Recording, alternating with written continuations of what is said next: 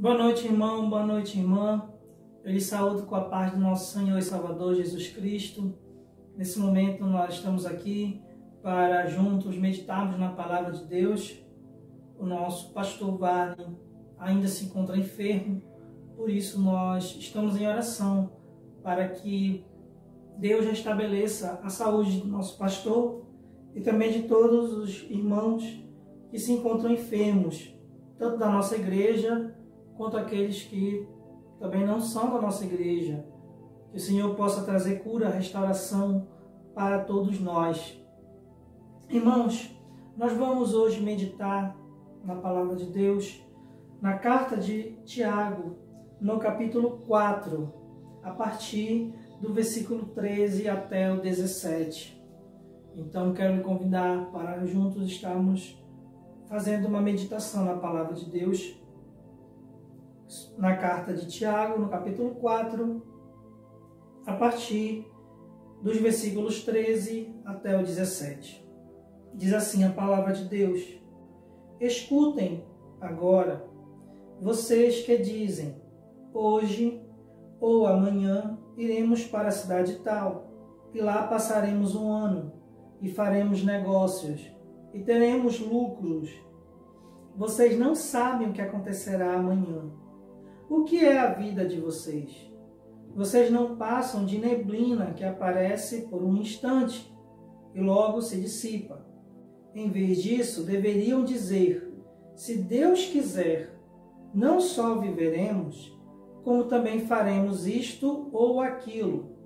Agora, entretanto, vocês se orgulham das suas arrogantes pretensões. Algumas traduções falam de jactância, no lugar do orgulho. Todo orgulho semelhante a esse é mau, ou toda jactância. Portanto, aquele que sabe que deve fazer o bem e não o faz, nisso está pecando. Quero lhe convidar para juntos orarmos e pedirmos a direção do Senhor nesse momento. Vamos orar.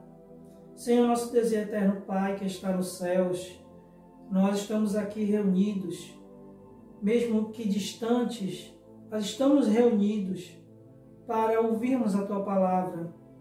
Meu Senhor, que Teu Espírito Santo venha trazer entendimento, dar entendimento para nós, que a Tua palavra, Senhor, encontre lugar no nosso coração, que a mensagem da Tua palavra possa sair da Tua palavra diretamente para os nossos corações. Senhor, nos dá direção, nos ajuda, ilumina nossa mente, para que possamos compreender e entender a Tua palavra, em nome de Jesus. Amém. Irmãos, o tema da nossa mensagem é castelo de areia. Nós usamos essa metáfora porque ela é muito utilizada para fazer referência a uma construção, a algo que é construído, mas que por ser feito de um material que não é duradouro, logo essa construção ela é destruída. Então, quando a gente fala de castelo de areia, normalmente vem a imagem de alguém fazendo ali o castelinho na beira da praia, e aí vem a água e leva aquele castelo. Eu estava olhando o que nós estamos vivendo nesses dias e eu percebi no Facebook muitas pessoas falando, comentando sobre planos, sobre projetos, sobre coisas que queriam fazer nesse ano, mas que por conta da pandemia não conseguiram ainda realizar ou precisaram adiar. Você observa, irmão, quantas coisas foram adiadas, foram canceladas. Isso tanto de respeito à questão do mundo, do geral, como também de respeito a nós individualmente. Eu tinha projetos, eu tinha planos, mas que eu precisei adiar esses planos. Então, eu via, por exemplo, no Facebook, muitas pessoas compartilhando aqueles memes, que é aquelas imagens engraçadas, que diz assim, o plano para 2020 era ser rico, mas agora o plano para 2020 é sobreviver até 31 de dezembro.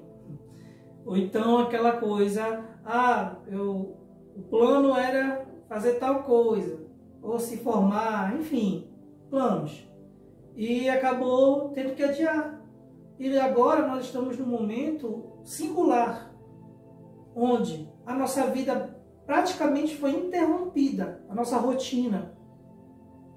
E diante disso, irmãos, dessa situação que a pandemia do coronavírus acabou trazendo para nós, essa realidade, e também com ela trouxe outras consequências. Eu não vou entrar aqui nos pormenores, mas, por exemplo, a questão do cenário econômico acabou se tornando um cenário de incertezas, de dúvidas. Muitas pessoas preocupadas, será que eu vou conseguir manter um emprego? Será que eu vou conseguir manter o meu sustento? Que é normal ter essa preocupação. Então o cenário econômico acabou sendo abalado por conta da situação da pandemia. E aí, diante de tudo isso que eu falei para vocês, na questão dos planos, na questão dos sonhos, na questão daquilo que eu estava planejando fazer esse ano e que eu não pude fazer, aí nós entramos naquilo que Tiago, ele trata na sua carta. Você observa, primeiramente no versículo 13, você vê que tem algumas Bíblias que colocam um título em cima do texto bíblico. A grande maioria das versões coloca esse título como sendo a falibilidade dos projetos humanos. Tem outras versões que falam, por exemplo, na minha, sobre a incerteza da vida. E aí no versículo 13 ele começa falando, se direcionando para algumas pessoas. Então ele começa falando assim: escutem agora vocês que dizem, hoje ou amanhã iremos para a cidade tal, e lá passaremos um ano, e faremos negócios, e teremos lucros. O autor aqui, Tiago, ele faz uma crítica, uma advertência a uma determinada postura que a grande maioria de nós tomamos. Qual é essa postura? É justamente o desejo de ter controle. Como assim controle?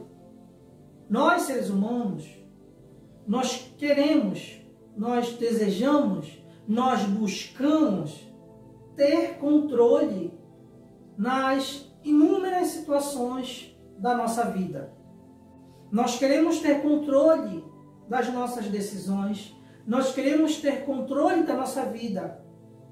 Nós temos desejo de controlar aquilo que acontece com a nossa vida. Só que, irmãos, esse desejo de controle, na realidade, ele é uma falsa impressão de que estamos no controle das nossas vidas e que podemos fazer o que quiser com ela. Por que é uma falsa impressão? É o que nós vamos estudar ao longo dessa mensagem. Então, por que nós queremos tanto ter controle? Aquela famosa expressão, eu faço da minha vida o que eu quiser.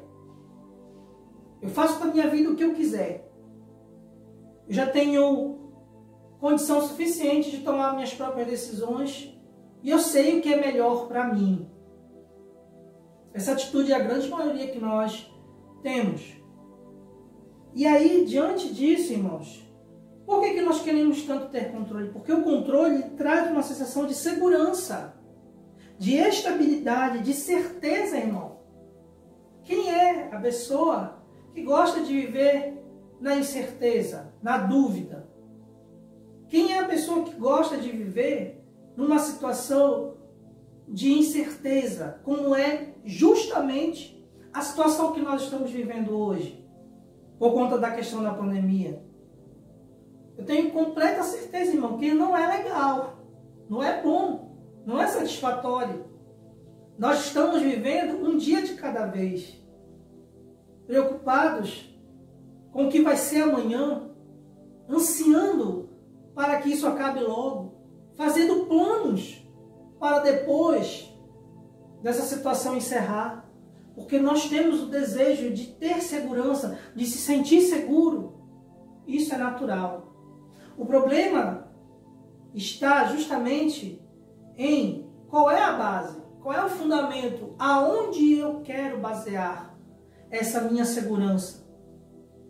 Então, Tiago, ele faz uma crítica para esse tipo de posição da pessoa, que ela está tão embebecida de si, ela está tão cheia de si, ela tem tanto controle sobre si própria, que ela acaba fazendo planos de maneira individualista, sem levar em conta a vontade e a soberania de Deus. Então, observa aí no versículo 13, sobre aquelas pessoas que agem como se pudessem prever o futuro. Não prever no sentido de mistério, no sentido de misticismo, mas prever no sentido de antever. Eu vou me planejar, vou me programar para que esses eventos aconteçam no futuro. Então olha só o que Tiago fala. Aqueles que têm vontade de saber o futuro, quando? Ou seja, eles já determinam quando. Ele fala hoje ou amanhã. Escutem agora vocês que dizem hoje ou amanhã. Olha aí, quando? Quando? Hoje ou amanhã. Aí diz, onde? Ele fala, iremos para a cidade tal. E quanto tempo? Em 1 ano. E o que vai acontecer? Faremos negócios e iremos obter lucro. Olha a sequência que Tiago coloca daquelas pessoas que estão tão cheias de si, que elas começam a projetar a sua vida de uma maneira tal que não leva em conta a vontade de Deus. Você observa que em nenhum momento ele fala sobre a vontade de Deus.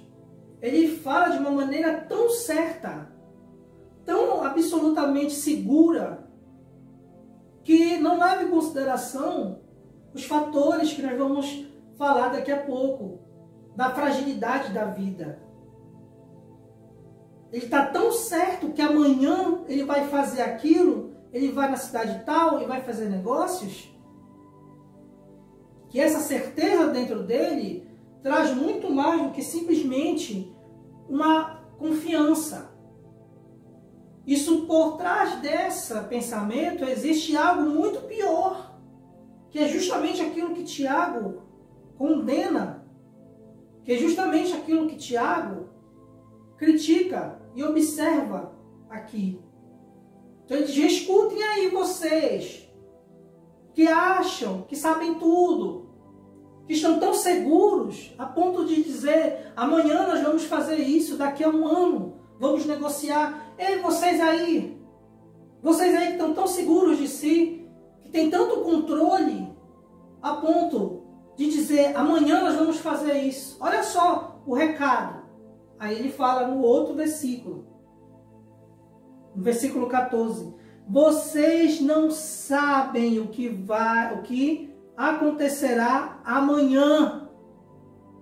Vocês não sabem o que acontecerá amanhã. E aí ele faz uma pergunta. O que é a vida de vocês? Vocês não passam de neblina que aparece num instante e logo se dissipa. Então, no meio desse planejamento todo, onde é que está Deus? Onde está a vontade de Deus? Onde estão os planos do Senhor? Você não vê. O ser humano que vive a vida sem considerar a vontade e os planos de Deus para si próprio. Observa, então, que esse ser humano que age dessa maneira não leva a Deus em consideração em nenhum momento. E aí que vem a questão da fragilidade da vida. Por quê? Porque ilusória é sensação de controle, irmãos. Por uma questão simples. Eu não sei o que vai acontecer amanhã. Irmãos, nós temos que aprender a extrair lições do que acontece conosco.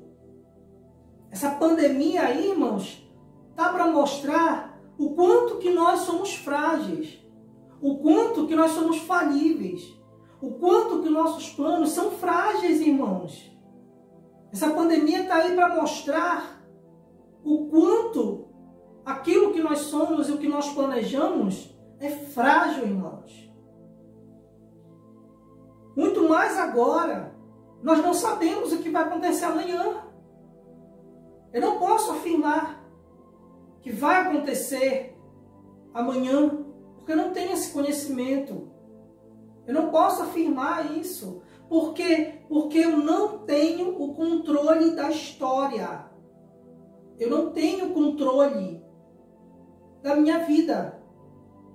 Eu não posso controlar, determinar a quantidade de vezes que meu coração vai bater. Se o meu coração quiser parar agora, nesse momento, ele vai parar. E o que eu posso fazer?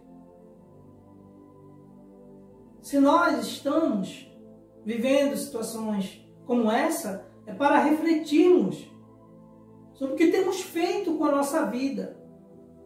De que maneira nós estamos vivendo.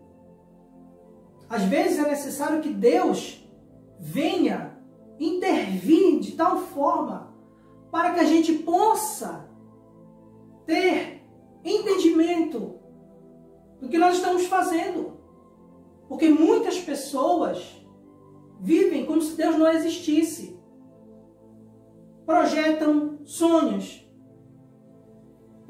fazem planos e não levam Deus em consideração em nenhum momento. Eu vou casar, vou ter filhos, vou arrumar um emprego, vou ter uma casa, vou procurar aposentar e depois eu vou morrer. E fazem planos e não levam Deus em consideração. Aí Deus precisa pegar essa pessoa e fazer ela parar, para que ela veja que ela é frágil. Vocês não sabem o que vai acontecer amanhã. Não se pode controlar o tempo e nem a história. Eu não tenho controle do tempo e nem da história. Ninguém tem, nenhum ser humano tem. Lá em Mateus, no capítulo 6, do versículo 25 até o 34, Jesus fala sobre isso. Por que vocês andam ansiosos? Qual é a pessoa que, por mais ansiosa que esteja, consegue acrescentar um côvado à sua vida? Ou seja, qual é a pessoa que, por mais ansiosa que esteja, consegue acrescentar uma hora que seja à sua vida? Por que isso, irmãos? Porque nós não temos o controle do tempo e da história. Então, diante disso, Tiago fala: o que é a vida de vocês? Vocês não passam de uma neblina que aparece e logo se dissipa. Então Tiago faz uma comparação com a neblina. A neblina, ela está ali, aparece de manhã cedo, ou depois de uma chuva, uma situação climática. Ela aparece, mas rapidamente ela se dissipa, que mostra que ela não dura muito. Assim mesmo é a nossa vida. Nós não duramos muito. Nós somos frágeis. Diante de toda essa situação, irmãos, que nós estamos vendo aí, quantas pessoas você acha que vão se voltar para Deus, que vão recorrer ao Senhor, que vão buscar auxílio no Senhor? Quantas pessoas você acha que de fato vão aos pés de Deus buscar ajuda? Por quê? Por causa da arrogância, da jactância, do orgulho do homem. Então Jesus, ele fala lá em Mateus, que eu falei agora há pouco, basta a cada dia o seu próprio mal. Ou seja, para cada dia, basta o seu próprio mal. Não adianta eu ficar conjecturando, imaginando coisas que ainda não aconteceram, que eu não tenho controle sobre essas coisas. Eu só tenho controle sobre o que acontece comigo agora. E esse controle ele é relativo, não é um controle absoluto. Porque existem, irmãos, coisas que nós não temos controle nenhum. Isso causa medo. Existem coisas na vida que nós não temos nenhum controle. Isso traz insegurança. E aí a gente acaba ficando com medo e confuso. Então a neblina, ela é frágil, ela dura pouco tempo. E assim é a nossa vida. Eu costumo falar nas aulas de escola dominical que, irmãos, para eu dizer que eu tenho controle sobre a minha vida, eu tenho que dizer que a vida ela me pertence. Que eu tenho domínio sobre ela. Só que a vida não me pertence. Porque eu não tenho controle. Isso aqui me pertence. Porque eu tenho controle. Eu mexo, eu posso abrir, eu posso fechar, posso riscar. Mas será que eu posso dizer que eu tenho controle sobre a minha vida? Que eu posso determinar o que acontece ou não comigo? Então nem a minha vida pertence a mim mesmo. Eu não posso afirmar categoricamente que eu tenho controle. E aí, diante disso, ele fala lá no versículo 15, uma atitude que nós devemos tomar oposta àquilo que ele tem observado da arrogância do homem, do desejo de ter o controle. Ele fala assim: em vez disso, deveriam dizer, se Deus quiser, não só viveremos, como também faremos isto ou aquilo. Essa expressão, se Deus quiser, irmãos, não é simplesmente uma saudação, ou como a gente fala, e aí, tá tudo bem? Não, se Deus quiser, tá tudo bem. Não, irmãos, quando o Tiago fala da expressão se Deus quiser, ele está nos convidando a mudar a postura da nossa vida de arrogância, de jactância, de desejo por ter o controle, para nos submetermos à vontade soberana de Deus. Então, uma coisa que tem que ficar clara aqui é que Tiago ele não condena o planejamento. Você estabelecer metas, estabelecer planos, não é pecado. Lá em Provérbios tem uma passagem que fala assim: peça a Deus que abençoe os seus planos e eles darão certo. Então, o fato de você planejar, ter metas, ter alvos, ter sonhos, não é errado. O problema é a atitude que Tiago observa. Que ele fala no versículo 16 justamente de arrogância, de jactância, que é orgulho. Até mesmo porque, irmãos, o Deus a quem servimos é um Deus organizado, é um Deus planejador. Como é que nós podemos saber isso? Observa a natureza. Observa a criação do Senhor. Pega lá Gênesis, no capítulo 1 e 12. Olha como Deus estrutura a criação. O Deus a quem servimos é organizado, é planejado. Então a questão não é o planejamento em si, mas eu viver a minha vida como se Deus não existisse. É viver a minha vida sem levar em consideração a vontade de Deus para mim. A vontade soberana de Deus para mim. Eu vivo como um ateu, irmão. Eu não posso dizer que eu creio em Deus se eu vivo como se Ele não existisse. Eu não posso dizer que eu sou cristão, que eu sou servo do Senhor, se na minha vida eu ajo como se Deus não existisse. E como é que eu sei que eu vivo como se Deus não existisse. É justamente por essa jactância que Tiago fala. É quando eu planejo a minha vida sem levar em conta o que Deus quer de mim. O que Deus quer para mim. Qual é a vontade de Deus para a minha vida? O que Deus espera de mim? Eu vivo a minha vida independente de Deus. Então, ele diz aqui que nós devemos levar em conta a soberana vontade de Deus. O que Deus pensa. E isso é algo, irmãos, extremamente essencial para nós cristãos. O nosso Senhor Jesus ensinou a oração do Pai Nosso, lá em Mateus, no capítulo 6, no versículo 10, o que ele diz? Seja feita a tua vontade, assim na terra como no céu. Jesus, ele nos incentiva a que busquemos a vontade de Deus, do mesmo jeito que ela é cumprida e exercida no céu, que se faça aqui na terra. E um detalhe importante, irmãos. Você observa que Jesus ele não ensina: Pai nosso que está nos céus, santificado seja o vosso nome, venha a nós o vosso reino, o pão nosso de cada dia nos dai hoje, seja feita a tua vontade. O quê? Foi isso que Jesus ensinou? Não, irmãos.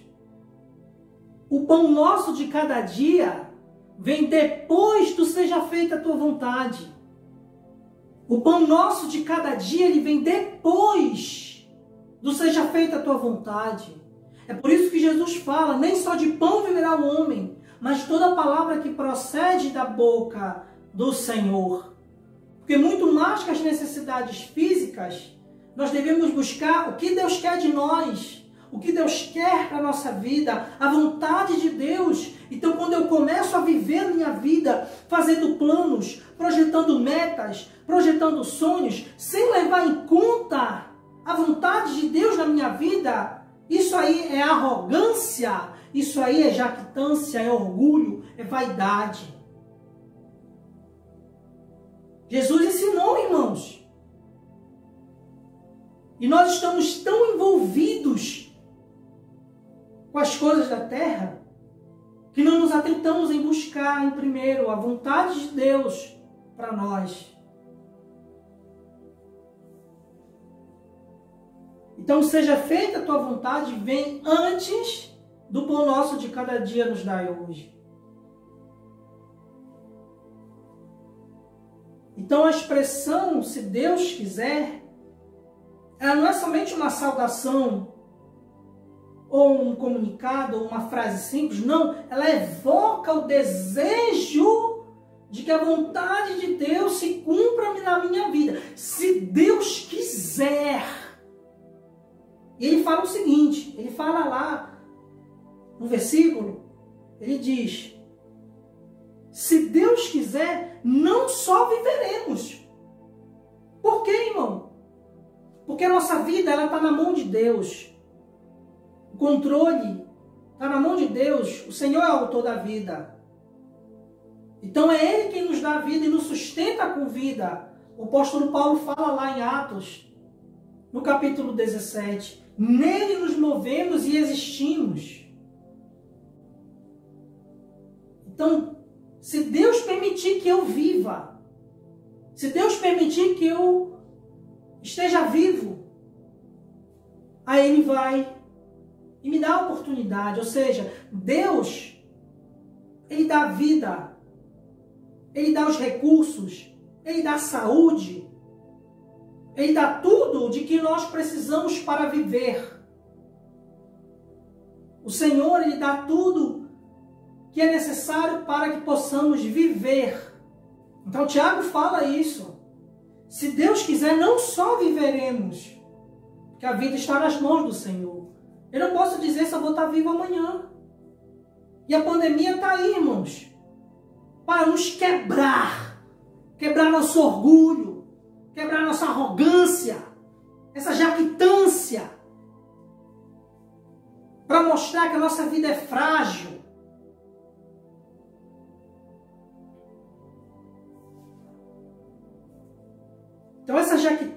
Tiago fala aqui é o pecado da arrogância humana. Jactância significa vaidade, orgulho. E Tiago fala algo muito importante. Ele diz que essa jactância ela é maligna, ela é má. Por que ela é má? Porque por trás dessa atitude, por trás desse sentimento, por trás dessa posição de arrogância está algo muito sério, que é a posição de rebelião contra Deus e desejo de querer ser como Deus. Toda vez que eu tento viver minha vida sem levar em conta a vontade de Deus, sem levar em conta os planos do Senhor, toda vez que eu quero viver minha vida para mim mesmo, sem levar em conta a vontade de Deus, eu simplesmente estou afirmando que eu sou melhor do que Deus, que eu posso ser como Deus, que eu posso viver a minha vida. E Deus, onde é que está Deus? Irmão, você está vivo, é Deus que está te sustentando com vida. Eu estou vivo porque Deus está me sustentando com vida. Olha aí como essa jactância ela é maligna, porque ela tira o foco de Deus e joga no homem. Ela tira o foco do Senhor e concentra no homem. Eu posso viver a minha vida, eu sei o que é melhor para mim. Olha isso, a jactância, irmão, esse pecado da arrogância humana. Por isso que Tiago diz que é maligno, porque tira foco de Deus e concentra no ser humano. Acha que o ser humano é todo poderoso, é autossuficiente, é capaz de fazer. Aí vem aí, irmão, a doença. Vem a provação, vem a dificuldade, para fazer a gente entender que nós não somos nada.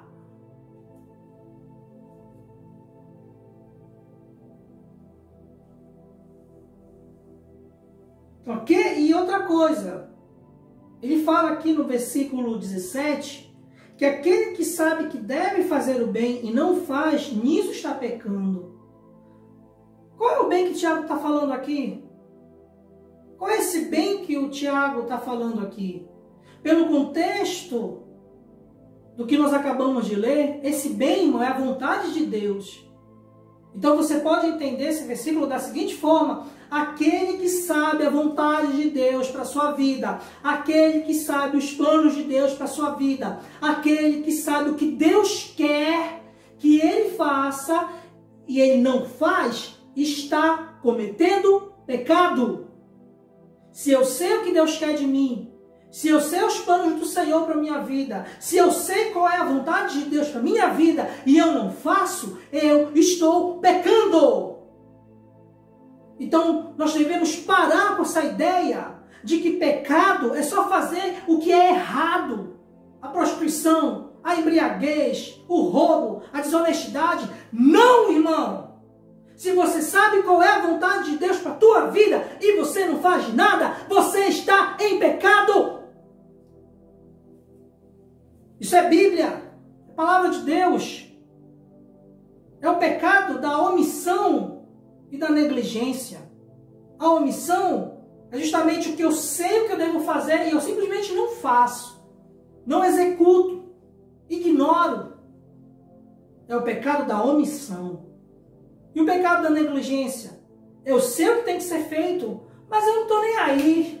Eu faço de qualquer jeito. Eu faço se der tempo. Ah, se der tempo eu oro.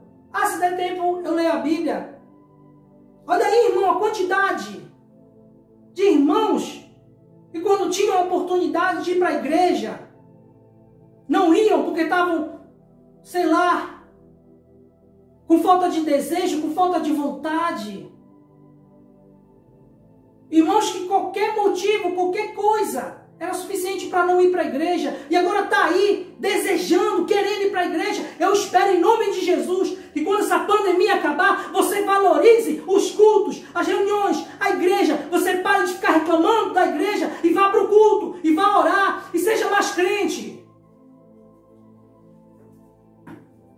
Porque não adianta ficar com esse sentimento de saudosismo. de ai, a minha igreja, eu queria estar tanto na minha igreja, e aí na hora que isso acabar, na primeira oportunidade, pastor, eu não posso ir para a reunião, eu não posso ir para o culto, eu estou meio cansadinho, o meu dia foi cansativo. Para pensar, meu irmão, no que está acontecendo. Seja sábio. Saiba remir o tempo, como diz o apóstolo Paulo, lá em Efésios. Saiba remir o tempo, porque os dias são maus.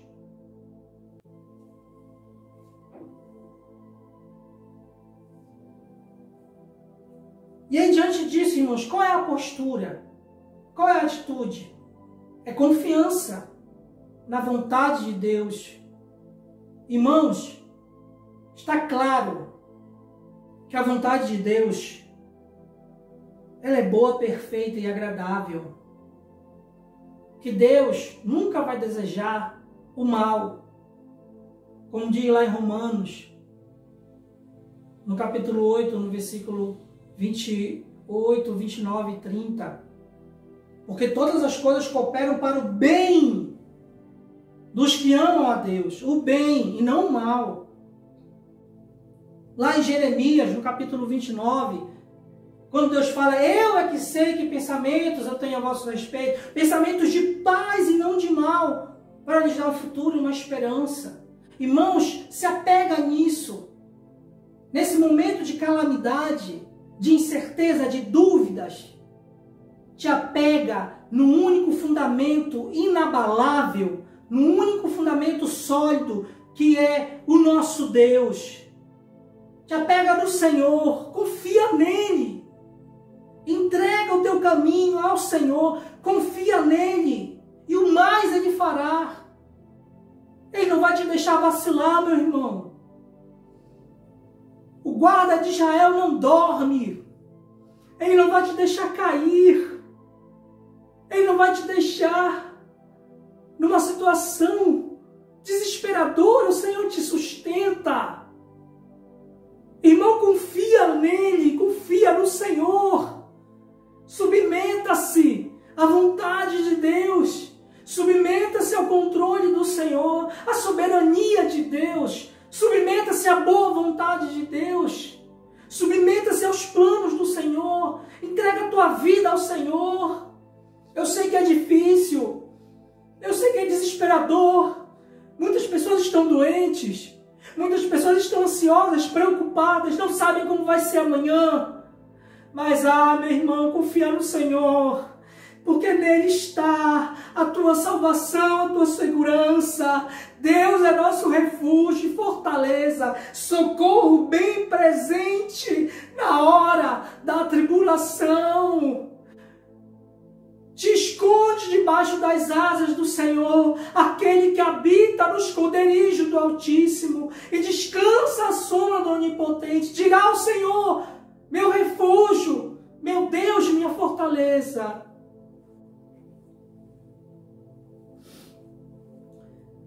Submeta-se à vontade do Senhor. Submeta-se ao nosso Deus. Porque eu tenho fé, irmãos, que nossa vida está nas mãos do Senhor. Como diz aquela canção. Feche os teus olhos, vamos orar. Senhor, eu não sei quantas pessoas viram ou ainda vão ver esse vídeo. É uma situação que vivemos, Senhor, que muitos de nós sequer imaginamos que poderia acontecer. Deus, mas Tu és o nosso refúgio, a nossa fortaleza, o nosso socorro, Deus. Senhor, nós colocamos as nossas vidas e pedimos perdão pela nossa jactância, pelo nosso orgulho. Nós fazemos planos, mas eles são castelos de areia, meu Deus. Que as circunstâncias vêm e levam. Aquele que constrói a sua casa sobre a areia. Meu Deus. Cuida do teu povo, cuida dos enfermos, cuida, Senhor, de todos aqueles que são desejosos e dependentes de Ti. Tem misericórdia das nossas vidas, em nome de Jesus. Amém. Meu irmão, que Deus te abençoe, que você encontre segurança e paz nos braços do Senhor, que você tenha uma semana abençoada, que você tenha o resto de noite abençoado. Fica na paz do Senhor, em nome de Jesus Cristo. Que Deus te abençoe para sempre. Que o nosso Deus seja louvado. Amém.